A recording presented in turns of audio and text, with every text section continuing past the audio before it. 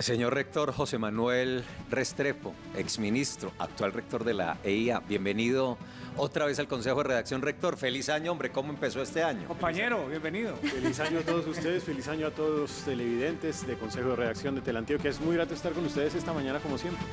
Gracias, rector. Bueno, ya planteaba un asunto que nos puede servir como inicio de la conversación. ¿Qué tanto le pega, qué tanto impacta a la Universidad EIA este anuncio del ICETEX del Gobierno Nacional de reducir algunas tarifas de intereses en los créditos? Es muy importante decir que esa reducción de la tarifa de las tasas de interés por parte del ICETEX en los créditos a los estudiantes es realmente la materialización de algo que estaba contemplado en la reforma tributaria y que es un esfuerzo de las universidades, no es tanto un esfuerzo de ICETEX. Hay que decir las cosas de frente. Aquí quien está haciendo realmente el esfuerzo en reducción de tasas de interés son las universidades, porque se trata de una contribución tributaria a la cual quedaron obligadas las universidades en esa reforma tributaria y que efectivamente tiene un impacto importante. Yo les voy a dar más o menos un dato.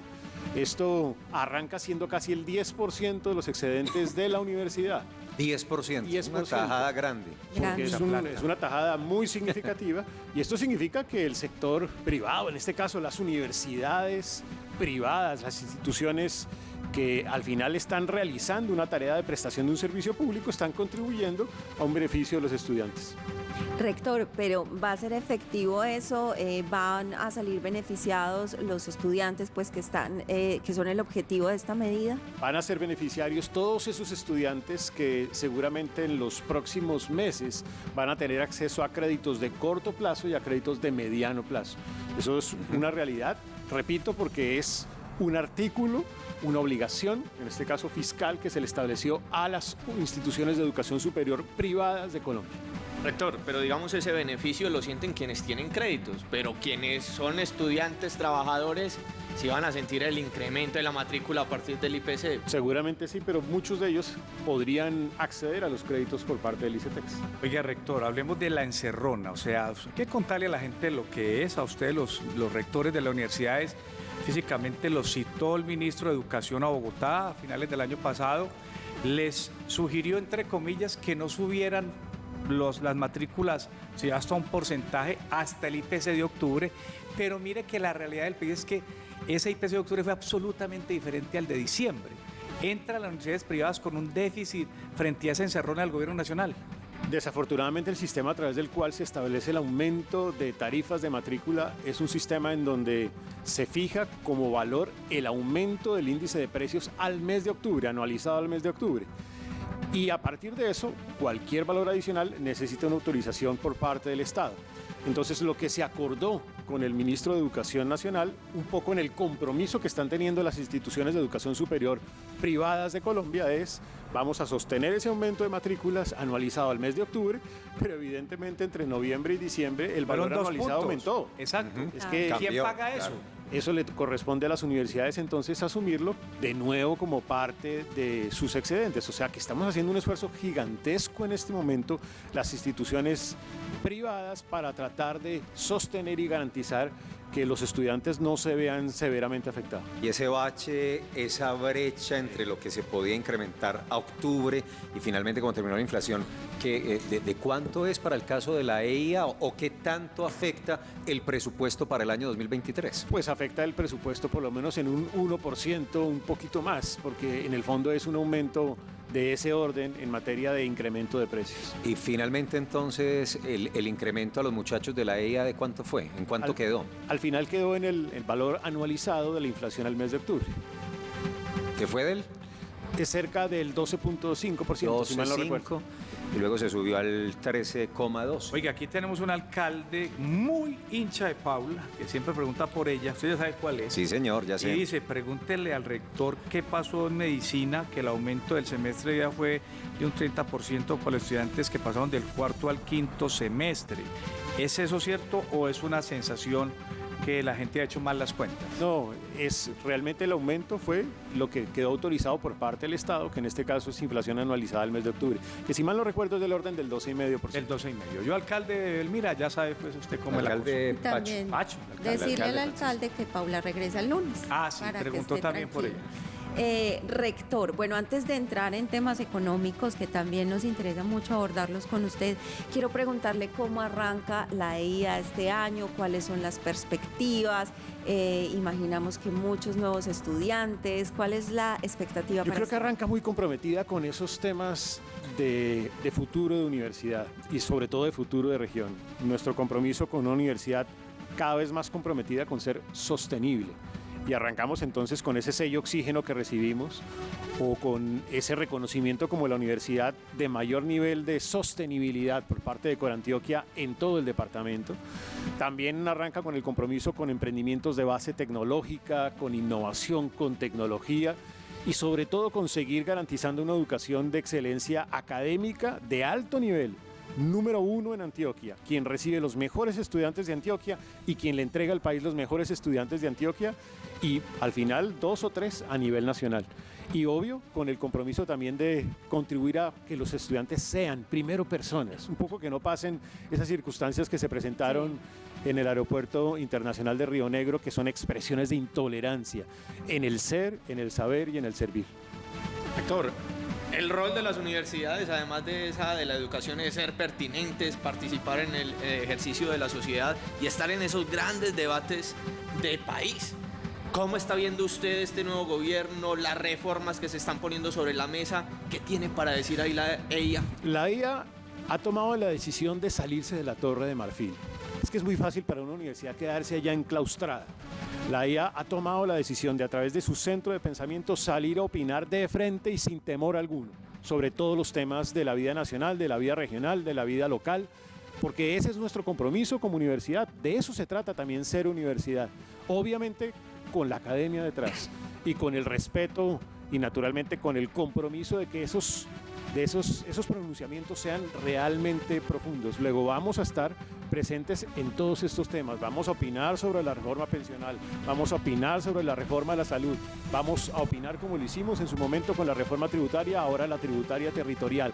Vamos a estar presentes en esos grandes temas del país. Pero arranquemos a opinar sobre lo que hoy está en el país, lo que ha sido esta semana, estas 2 semanas de consideración que hemos hablado de ese incremento, cómo le pega, o incluso el tema del día. Usted ve, hablemos de eso.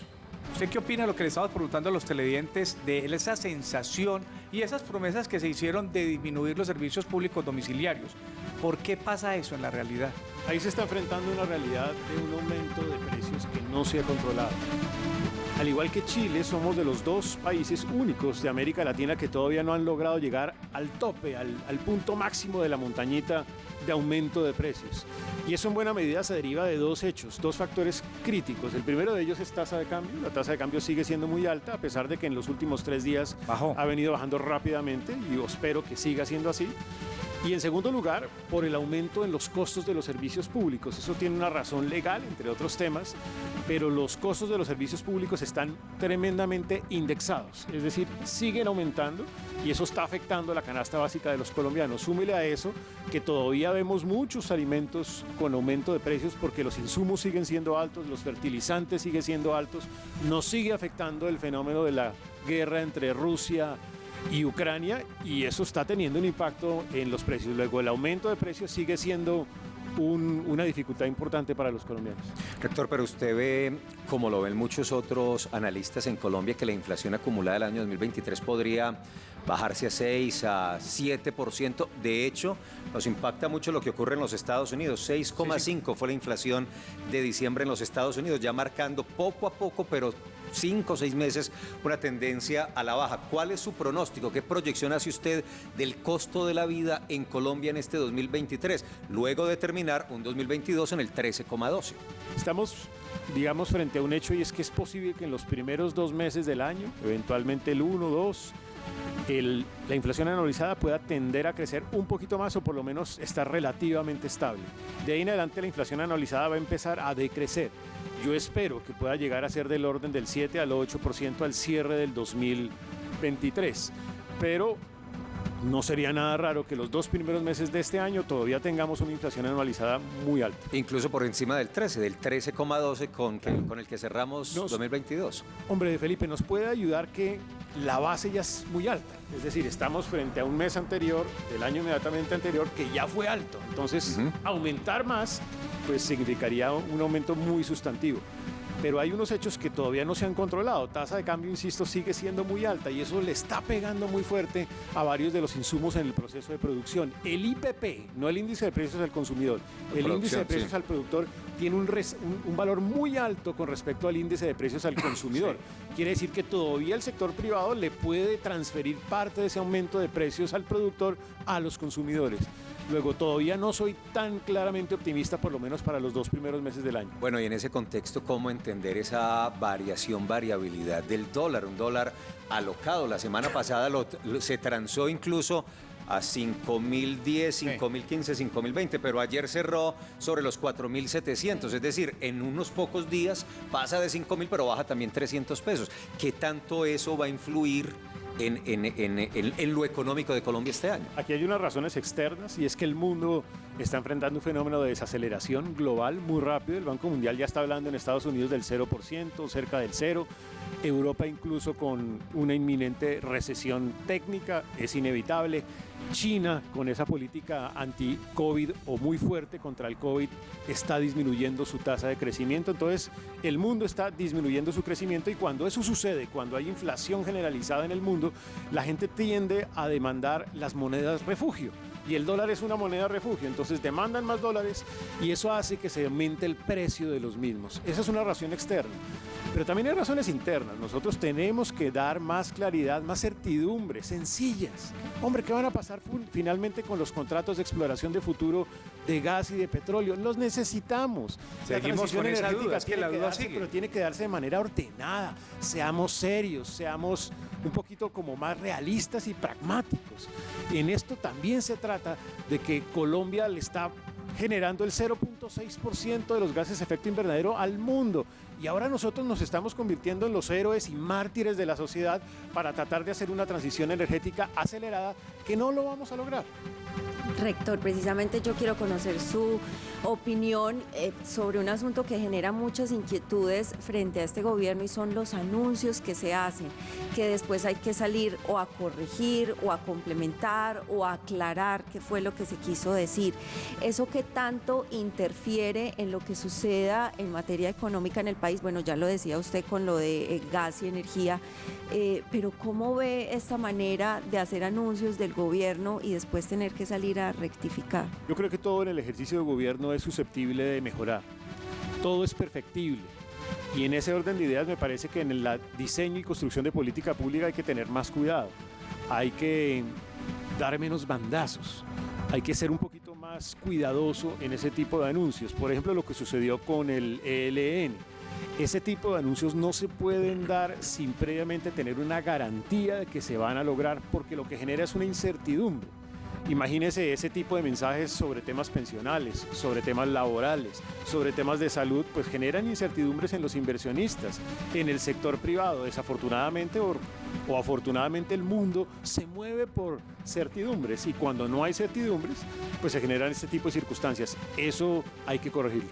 Rector, usted ya lo mencionaba y yo creo que uno de los asuntos más fundamentales será la reforma pensional, por las implicaciones que eso tiene para el sistema de aseguramiento social, pero también para el mercado de capitales, hablando de las AFP. ¿Cómo ve usted esa propuesta que se ha esbozado desde el Gobierno Nacional de la reforma pensional? Yo creo que la propuesta tiene que corregirse todavía.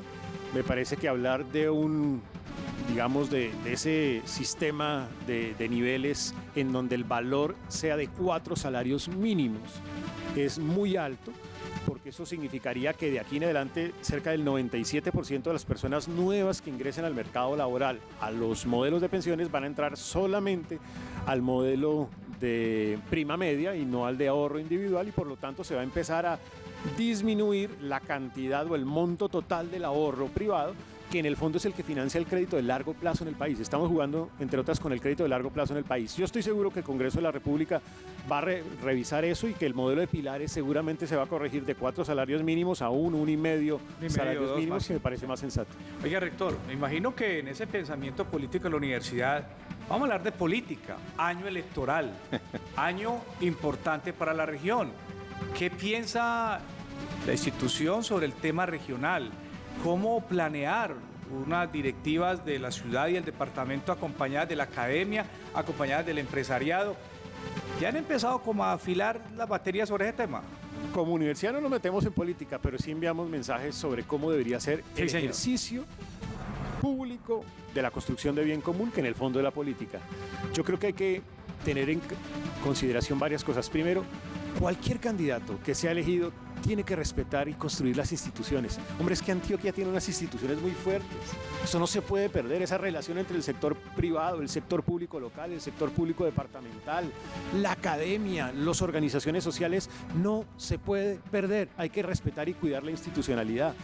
Hay que identificar candidatos que recuperen en lo común, en lo público, que recuperen también la confianza en el futuro, que combatan el pesimismo, que no construyan en la desesperanza y en la polarización y en la discusión, sino en la construcción colectiva. Llegó un momento donde necesitamos candidatos que construyan empáticamente más en el nosotros que en el yo. Y eso va a requerir un esfuerzo muy importante por parte de los ciudadanos para que elijamos bien. Rector, cerremos la conversación regresando a los temas universitarios. ¿Los profes ya entraron? ¿O cuándo empiezan? ¿Y los muchachos cuándo? Todos entramos desde el día de ayer, los muchachos desde el día 26 y seguramente los muchachos de posgrados desde una semana después. ¿Cuántos llegan a formación académica primer semestre 2023? Llegan aproximadamente unos 80 muchachos en medicina y en las otras áreas de ingeniería y ciencias económicas aproximadamente unos 200 jóvenes. ¿Y el semestre hasta Nuevos. cuándo va? ¿Hasta cuándo se va el primer semestre? El primer semestre mayo, junio. seguramente llegará hasta el orden de inicios del mes de mayo. Pero hay vacaciones en Semana Santa, tranquilos. Rector, le agradecemos Rector, mucho su muchas gracias. visita y acompañarnos. Y usted sabe que esta es su casa y que por aquí contamos con usted, no solo para hablar de universidades, de la EIA puntualmente, del sistema universitario colombiano, sino además de la economía y los temas sociales del país. Gracias por acompañarnos. Muchas gracias por la invitación y de nuevo un placer estar aquí en el Consejo de Redacción. José Manuel.